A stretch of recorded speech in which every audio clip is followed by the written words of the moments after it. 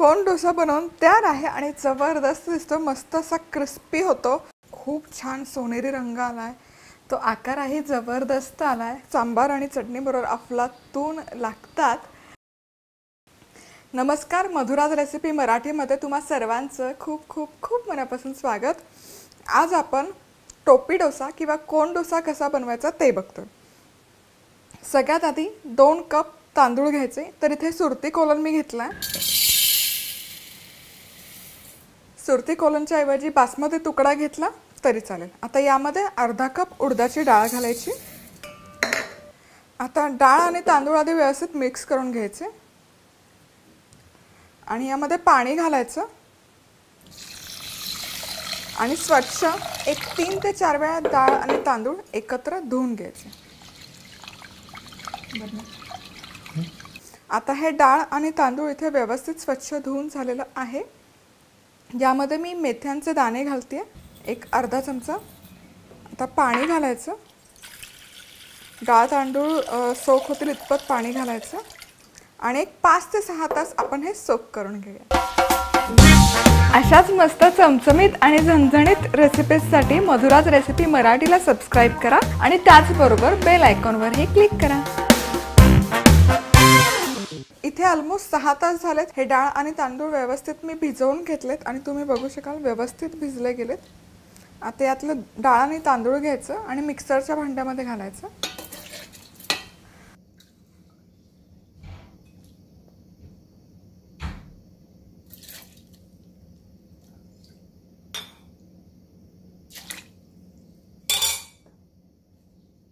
आता मिक्सरमध्ये याची छान अशी पेस्ट करून घ्यायची।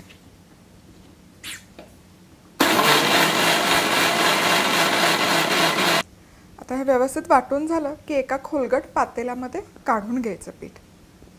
आता पीठ व्यवस्थित वाटून झालं, यामध्ये मीठ घालायचं चवीपुरतं आणि व्यवस्थित मिक्स करून घ्यायचं।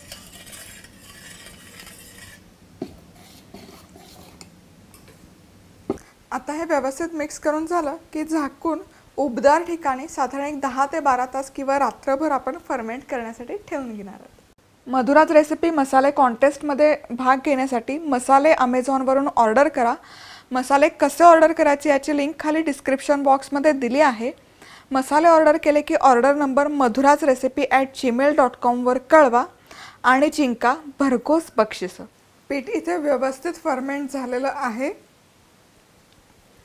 तुम्ही बघू शकाल। जेव्हा घातलं होतं अर्धा पातेल्यापेक्षाही कमी होतं पीठ आणि आता ते मस्त असं छान फर्मेंट झालंय। ऑक्टोबर हीट चालू आहे त्यामुळे पीठ छान फर्मेंट होतं। तर एकदम मिक्स करून घेऊयात आणि आता याचे डोसे बनवून घेऊयात। तवा व्यवस्थित गरम झाला की थोडंसं तेल ब्रश करून घ्यायचं आणि हे पीठ घालून घ्यायचं मध्यभागी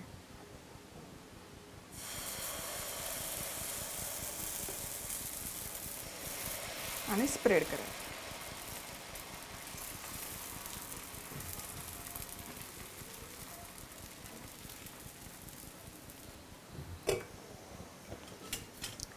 आता हे डोशाचा वरचा पोर्शन स्मूथ आउट करण्यासाठी असं एक उलथण घ्यायचं आणि हे जास्तीचं पीठ असं एकसारखं करून घ्यायचं, मग डोसा जाड नाही होत।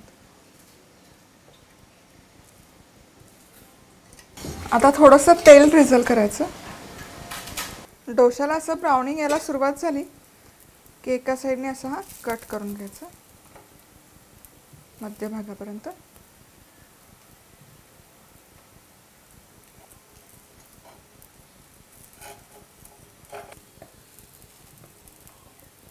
हे असं कट करून झालं की हा कट केलेला पोर्शन आहे हा उचलायचा आणि याचा रोल करून घ्यायचा।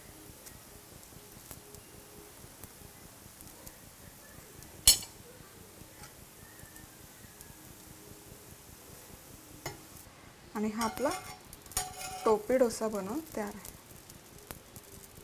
मस्त। आणखी एक डोसा करूयात।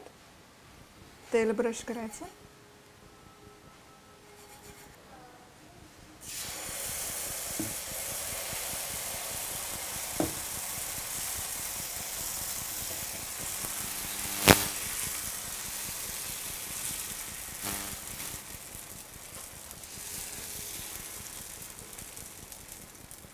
हे जास्तीचं पीठ आहे, हे एकसारखं स्प्रेड करून घ्यायचं. तेल ड्रिझल करायचं.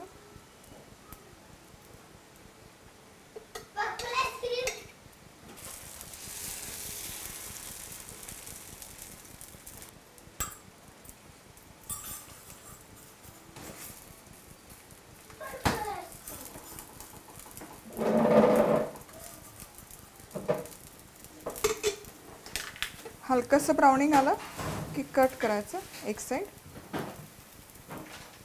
मग हे कट करून झालं की हे कट केलेला पोर्शन उचलून घ्यायचं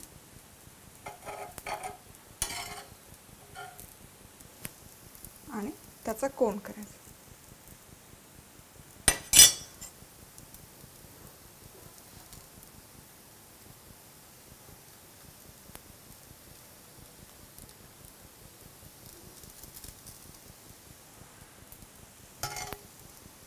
मस्त खरपूस सोनेरी रंग आलेला आहे.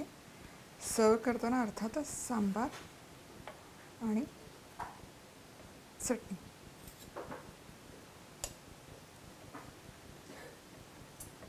मस्त खूप छान सोनेरी रंग आलाय. तो आकारही जबरदस्त आलाय. खूप छान दिसतोय बेसिकली डोसा. चला तर मग कोण डोसा बनवून तयार आहे आणि जबरदस्त दिसतो. मस्त असा क्रिस्पी होतो. हे प्रमाण वापरून बघा, मस्त डोसे होतात आणि अर्थातच सांबार आणि चटणीबरोबर अफलातून लागतात.